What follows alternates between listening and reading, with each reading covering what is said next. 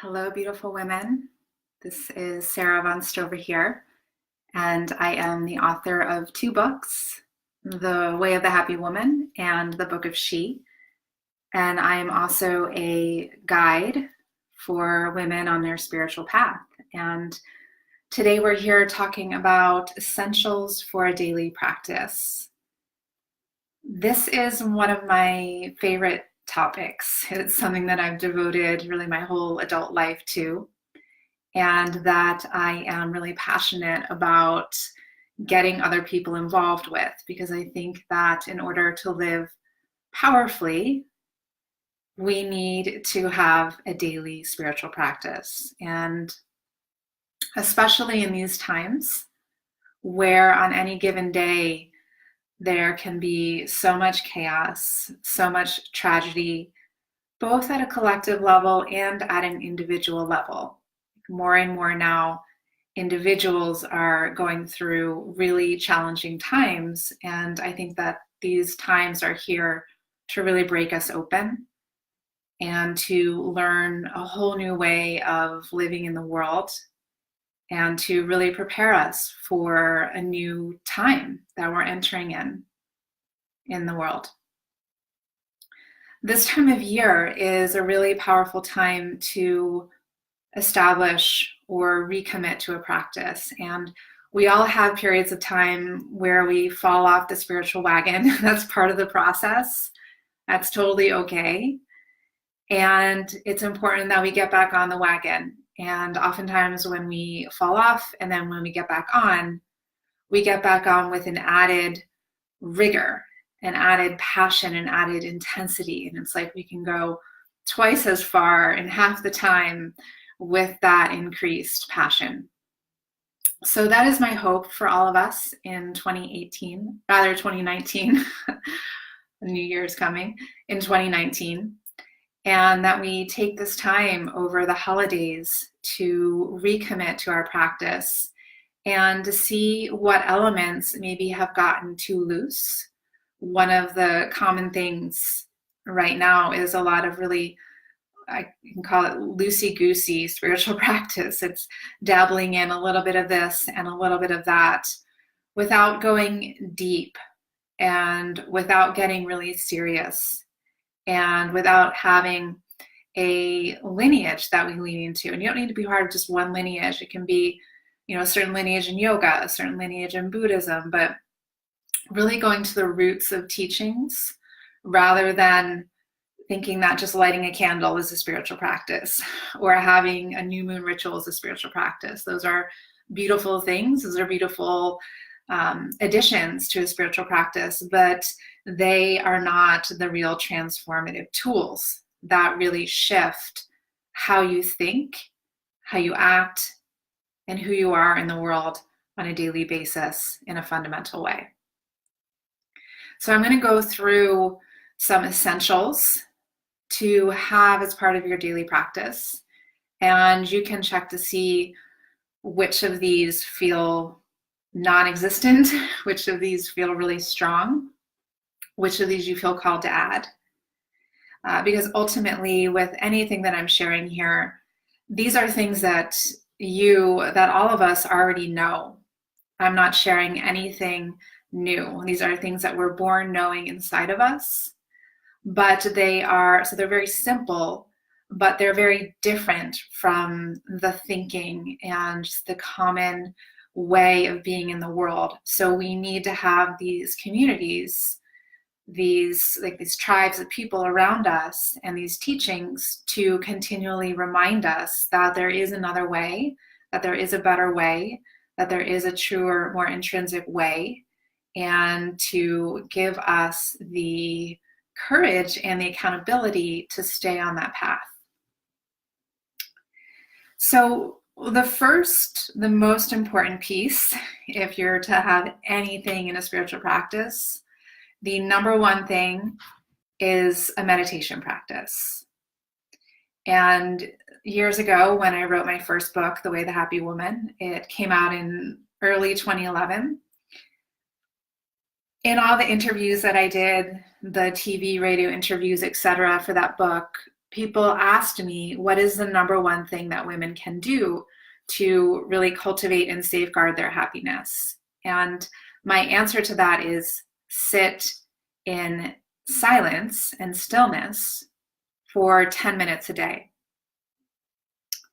My advice has not changed since then. I really stand by that as the number one most important thing that we can do to safeguard our happiness, our peace, our sanity, and to really be able to be a blessing in the world rather than to constantly be knocked over by the world or reacting to it.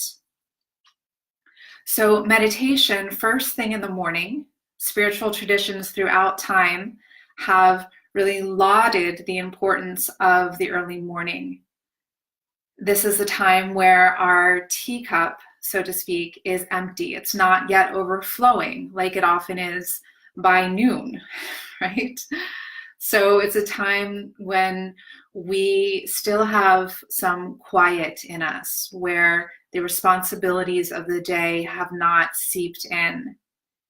And it's really important to have a hygiene practice around our use of technology. So rather than going to our phones first and doing the Facebook and the WhatsApp and the Instagram and the text messages and the voicemails and the news and all those things, is to really build that inner musculature of waking up and sitting down in stillness, in silence.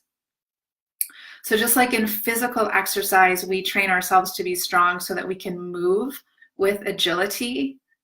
A meditation practice trains us to be able to sit in stillness. It trains us to be still. And in that stillness, we can hear the only voice that really matters in terms of guiding us in our lives. We can hear what's called the still small voice inside. And if we jump out to the voices of the world, it's very easy to get swayed off course and to take other people's voices over our own inner knowing. And this inner voice is the voice of your heart. And while it can sound trite and cliche to follow your heart, our hearts know the path to the realization of our fullest, highest potential in this lifetime as human beings. How to be the most fabulous women that we can be.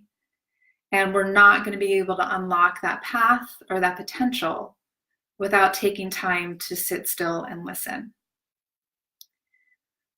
So different kinds of meditation practices. There's TM, there's Buddhist meditation. I am a big advocate and practitioner of Buddhist meditation because I feel that, I used to be a ballerina when I was younger, and I found that being trained in classical ballet then allowed me to be adept at other forms of dance and even yoga.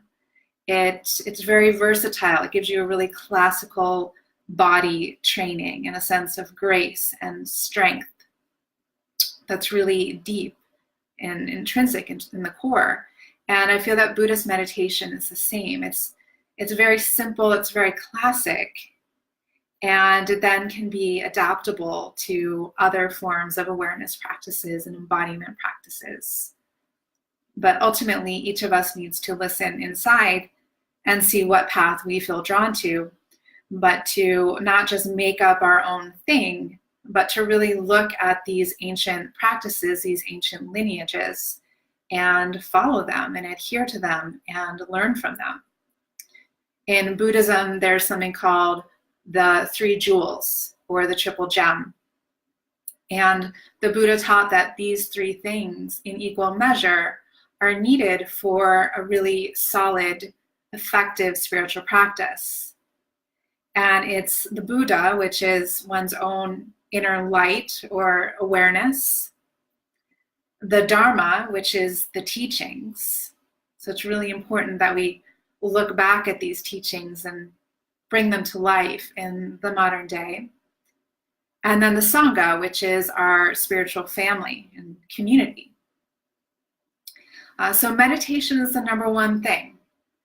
And 10 minutes a day, we all have 10 minutes a day. I think the latest statistic with this new app on the iPhones that tracks how long you spend online, I think the average is 4 hours that people are spending on their phones. So if we have 4 hours to spend on our phones, most of that time being on social media apps, at least half that time, these statistics say, we're on our social media apps, we can all spare at least 10 minutes. And if you have a longer sitting practice, then go to 15, 20, 30, 45, 60 minutes.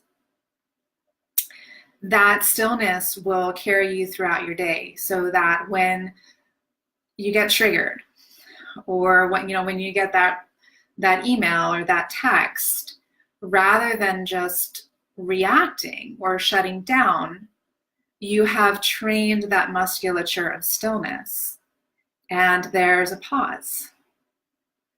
And in that pause, there's a choice point to do something different.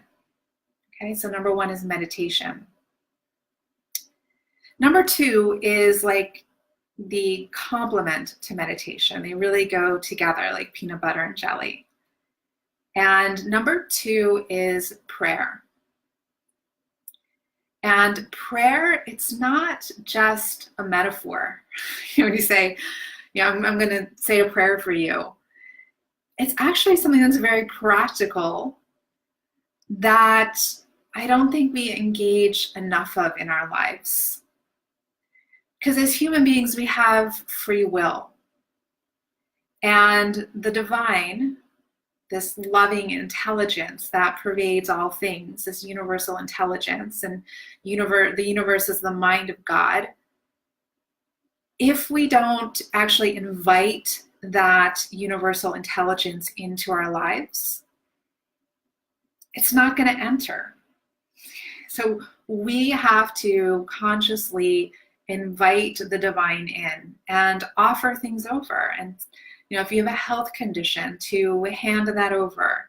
If you have a challenging situation and you don't know what to do about it, rather than just staying locked in your limited mind, because the God mind, universal intelligence, sees everything, knows everything, has a much bigger perspective than little you or little me.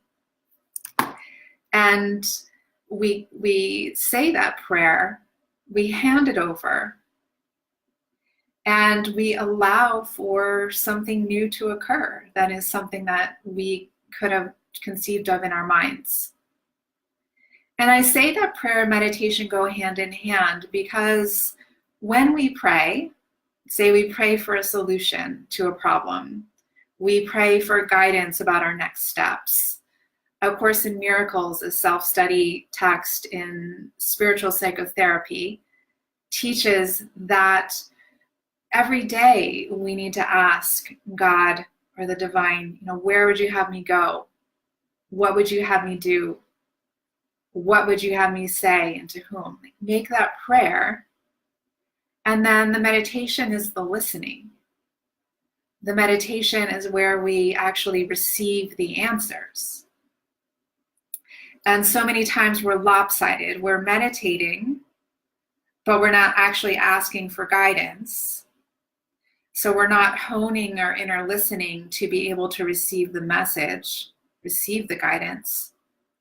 Or the flip side of that, we're praying, but we're not meditating, so we're not providing the space to actually hear the answers.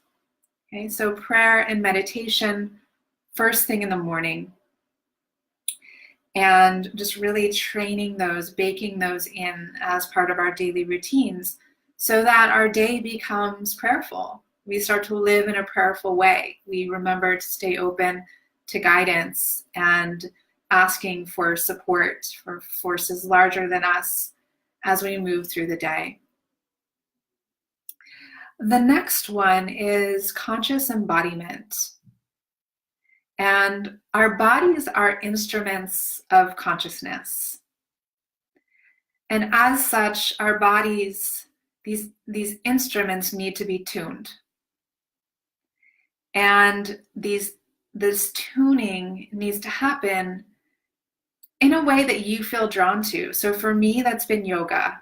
There's been other forms as well, but yoga is that ancient technology to awaken the energy system in the body, to allow us to sit still in meditation, to allow us to have a clear mind, to allow us to continue to find homeostasis and equilibrium in the body, especially as we grow older. It's a great friend to keep us supple, keep us open, keep us bright, keep us healthy. You may be drawn to Qigong or Tai Chi or Kung Fu or other forms of conscious embodiment, dance. But again, it's important that we remember the word conscious. That when we're conscious, we're not running an automatic program.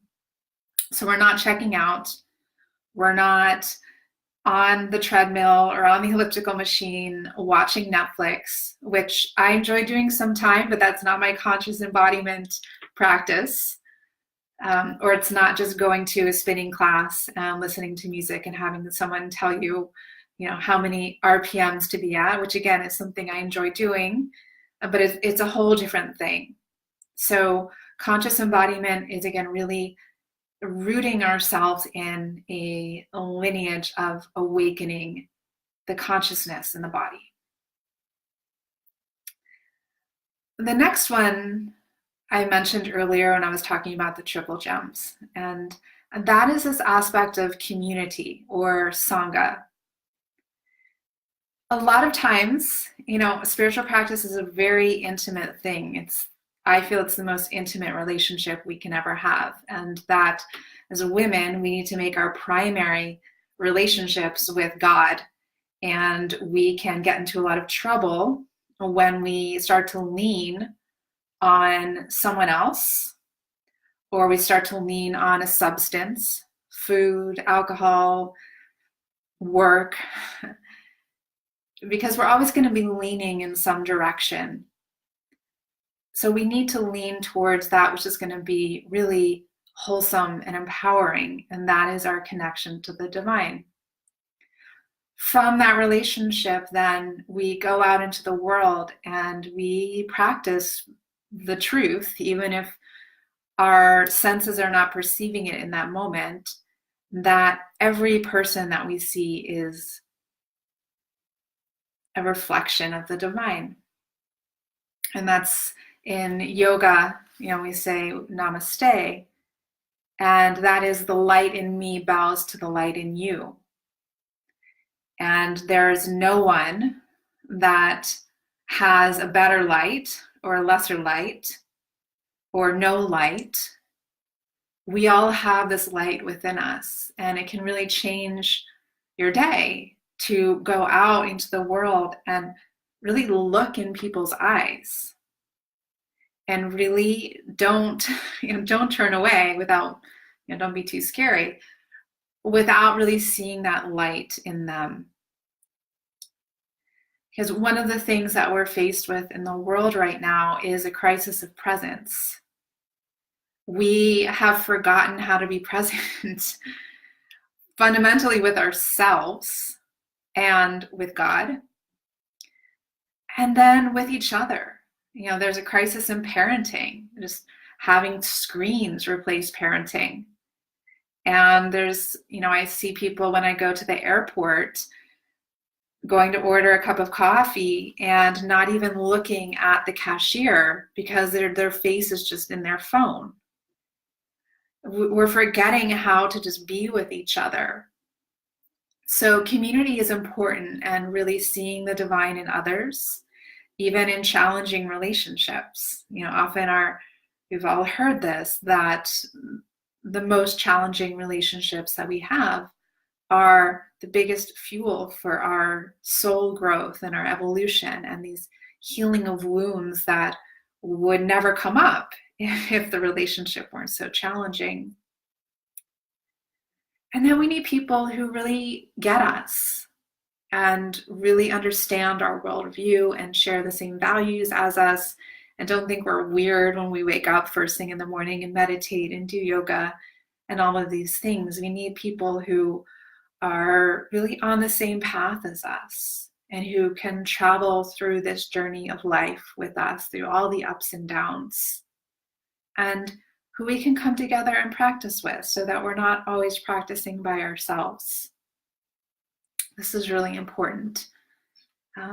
Community or Sangha.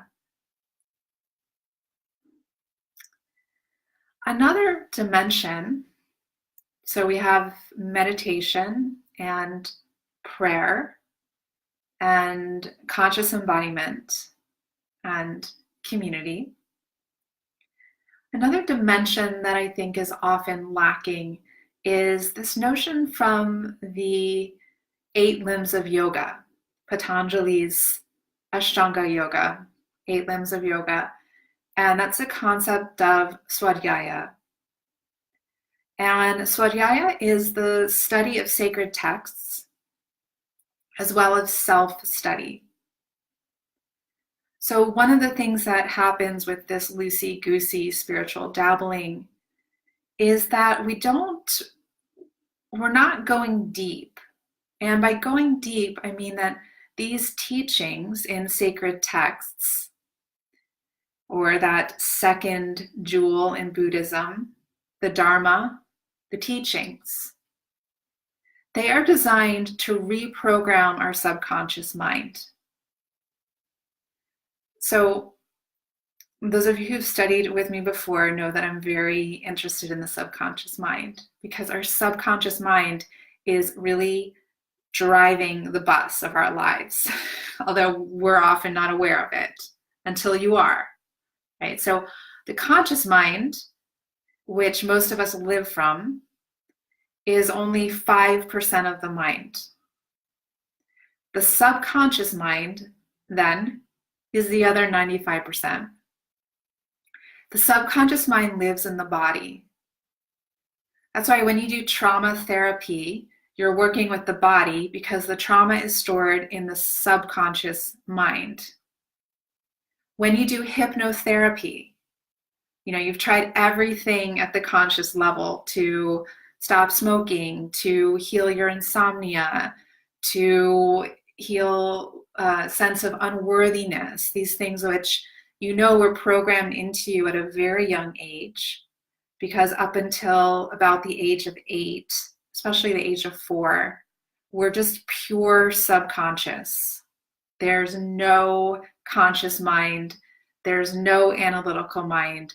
There's no filter. So everything, every look, everything we hear just goes directly into the subconscious mind. And this is why, if you are parenting a child between the ages of 1 and 5, your most important job is to be there for that child and really monitor everything you say, everything you do, because that is priming this individual for the rest of its life. So messages around money, messages around self-esteem, about being a girl or being a boy or whatever one's gender identity is. All of these things are programmed in at that very young age. So with the spiritual journey, it's a reprogramming, again, to remember this lost way of living that is simple, but very different from the ways of the world, which are very governed by competition and fear and scarcity. And to remember this way of being, which is about simplicity, it's about generosity, it's about forgiveness, forgiving others, it's about atonement, atoning for our own mistakes and learning from them. It's about emulating the divine and remembering that the spiritual truth is we are all one, like literally. It's just an illusion that we're these separate bodies. And in order to not get wrapped up in the fear thinking of the world, we need to take time every day to read the truth. So not only to sit in meditation and to pray, but to bake in the teachings of the truth so we remember what is real. And when we go out into the day, we can remember then that what we're seeing is actually a hallucination. Took me a moment to get that word out, hallucination. And again, just like with the form of meditation that we're going to embrace, or the form of conscious embodiment that we're going to embrace, with Swadhyaya, with the sacred texts, we want to be really prayerful around what we feel called to. And if you ask, what text do I need to help move me forward in my life and on my path right now, you will be led to it. And one of the things that's so interesting for me as an author is how people find my books. And I hear some really wild stories of how people find my books. And it's not random. And the same has been true for me on my path. There are certain books or certain teachers or messages that come to me in different phases of my life that help to guide me towards the next step. Some examples of ones that I've used in the past is the Noble Eightfold Path from Buddhism. I had followed that for a whole year because that also includes the Four Noble Truths in Buddhism. So that's 12 things, the Four Noble Truths and then the Eightfold Path. And I've taken a whole year to really dive into that. What has been speaking to me the most strongly for the past few years is A Course in Miracles. And I mentioned that earlier. There's no author. This was dictated internally to a woman who was working at Columbia University in the mid-60s. And it's not for any one religion. It says that it's for all religions and no religions. And although it's written in the terminology of traditional Christianity, but it's really for anyone who feels drawn to it. And it is reprogramming the subconscious mind and rewiring the way that one thinks, the way that one sees the world.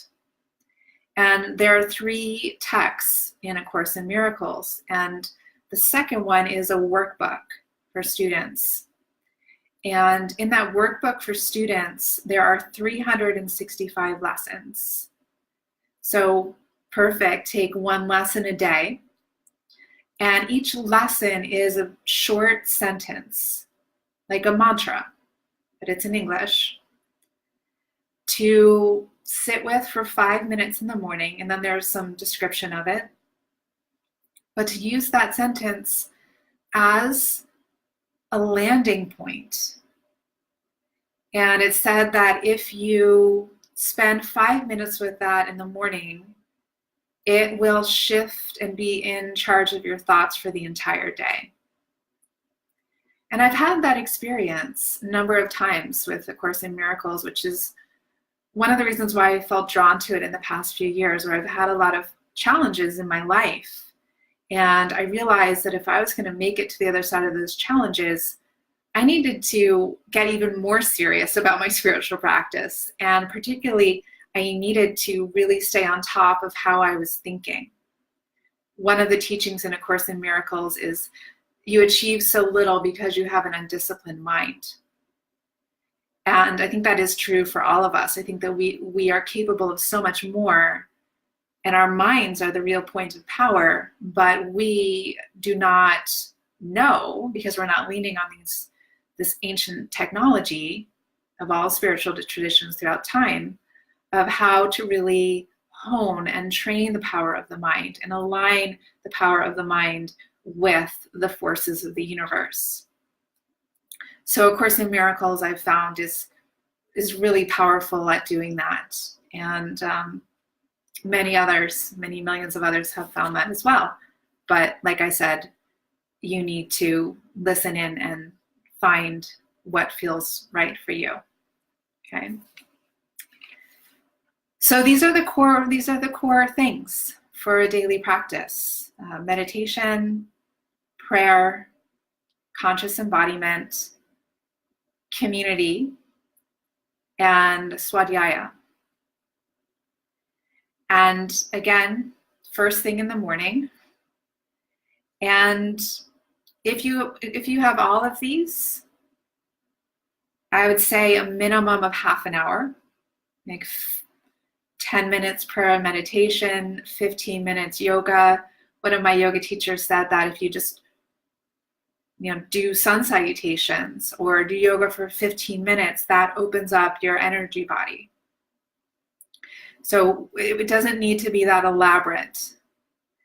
And then, 5 minutes of this swadhyaya, if it's one of the lessons in A Course in Miracles or something else. So I'm curious, for those of you who are here, which of these do you feel really called to working with and spending more time with in 2019? You can go ahead and type that into the chat. And also, if you have any questions or other comments, you're welcome to type those in too.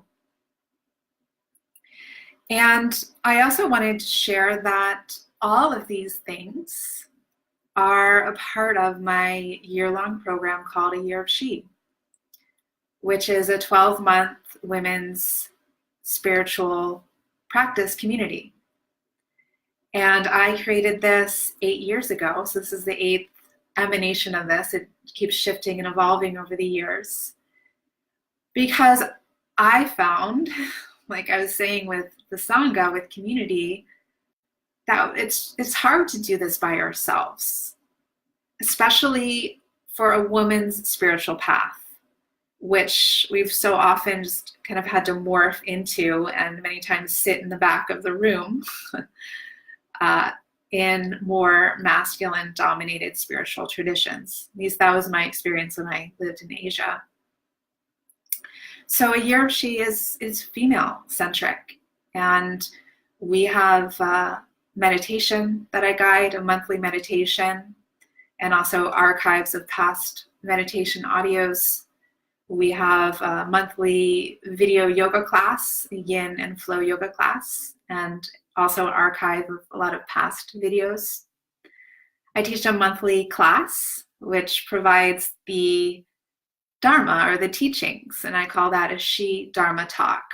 It's giving these wisdom teachings around different aspects of the path and our lives as modern women. We have sisterhood, obviously, and just connecting in community and sharing our ups and downs. A guest teacher library for more of that study. Like, how does spirituality apply to our finances, apply to our sexuality, to our relationships, to our creativity? We have about 30 of those guest teacher interviews, and it's always growing. And this year I'm adding a few new things which I'm really excited about. And one is optional daily study of A Course in Miracles. And one of the reasons why I expanded this program from 9 months, which is what it's been the past years, to 12 months, is because we really need to be practicing 365 days a year, especially in these times. Like, we're really not going to be able to rise to the occasion of who we need to be in the world right now to move the world in the right direction. It's not going to be any one individual that's going to do that. It's going to be all of us having a shift in consciousness and working together rather than against each other. So we need to be practicing every day. And so we can do this swadhyaya every day. And for women who feel called to do one of these lessons in A Course in Miracles in a day. And the first half of the year in A Course in Miracles is about undoing the addiction to fearful thinking. And the second half of the year is laying in new neural grooves of thinking in alignment with love. So that's one option for the daily swadhyaya, which I'm super excited about. And We start on January 1st. So waking up on New Year's Day and just starting with this, just laying a new imprint down. Another new piece in this year's program is making art. And this is art not to make something for someone else, but we all have those creative longings that we just haven't given enough space or time to. And for me, two of those are painting. I love watercolor painting and oil painting. And I do it every now and again, but my soul really wants to do a lot more of it. And cooking. I also love to cook, and in recent years, my cooking has gotten to be more functional, but I want to make it more artistic again and have dinner parties for people and just really enjoy that culinary experience. So that's what I'll be honing in this year, next year rather, in a year of She. And you're invited to see what creative project you want to undertake and to get support and accountability in that. The other new dimension in a year of She is community service. And it seems like every day there's a new crisis, a new cause to donate to, a new thing that we need to advocate for or be aware of. And I'm realizing that as a spiritual community of women, it would be really powerful if we can join forces, and when things happen in the world, maybe join together in a prayer circle. It's been shown that when at least 8 people join in prayer, it has really powerful effects on the material plane. There's a new book about that called The Power of 8 by Lynn Taggart, if anyone is interested in checking that out. So coming together in prayer, or maybe fundraising for a certain cause, or other things that come to mind about ways that we want to bring our spiritual practice out in a practical way of helping others in the world. And then there's another piece of this, of a year of She, for women who want to bring their spiritual insights into their careers.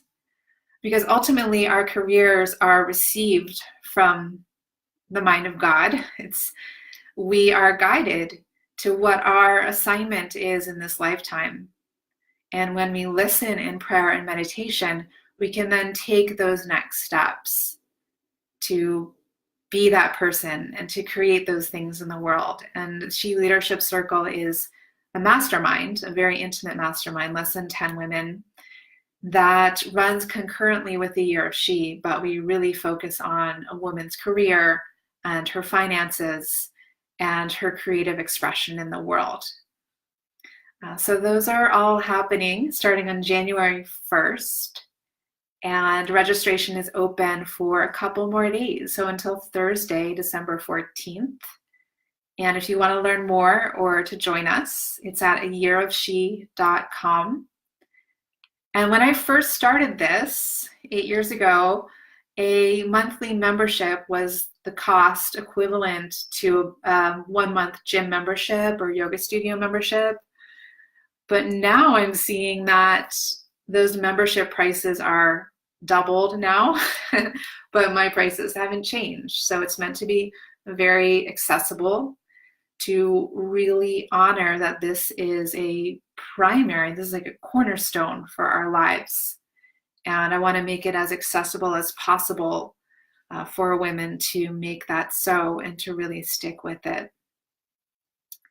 Because we are so addicted and the world keeps brainwashing us that power is outside of us, that happiness is outside of us. Like, if I can just get that relationship, if I can just get that job, if I can just live in that place, if I can just weigh that amount or have those clothes or that car, then I'll be happy. Then all will be well. But we know that's not true, right? You have things now that you once really longed for, thinking that that would be the answer to everything, and you know that it's not, because now you're looking for something else. So the most important thing, the best gift that we can give ourselves in this time of gift giving is to nurture the inner light. And that's what this time of Advent is about, the celebration of the birth of Christ, the birth of light. As we move up to the solstice as well, it's letting that light within be reborn. And what happens is that light is not just reborn naturally. The light is within us, but forces of darkness will continue to put out that light unless we actively cultivate and safeguard a sphere of light around us. This is spirituality, it's a very active process. If you don't claim your light, other people will. It's really serious business. It doesn't mean that we can't have fun doing it. Fun is important, and laughter is important, and enjoying ourselves is important, but to really honor that spirituality is really the key to everything that we want in life. And where the 20th century was very much about technological advances, and certainly the 21st century is as well and will continue to be, but what will be the defining distinction of the 21st century is that it's really about the inner technology, the technology of awakening. And there's a mass awakening happening on the planet that is not limited to a certain gender or a certain country. It's everywhere, and it's rising up from the bottom, just like animals, birds fly together, fish swim together. It's a phenomenon in nature called emergence. And this is what's happening for all of us now, this emergence. All of us rising up together, no one leader, but we need to be tuned in. We need to be listening for the role that we're meant to play in the collective. And we need to stay internally strong so that we don't get overwhelmed, so that we don't collapse into our own, poor me stories or making it all about me. Because the era of selfish individualism is over. This is the time of we. It's the time of collaboration. It's the time of global awakening.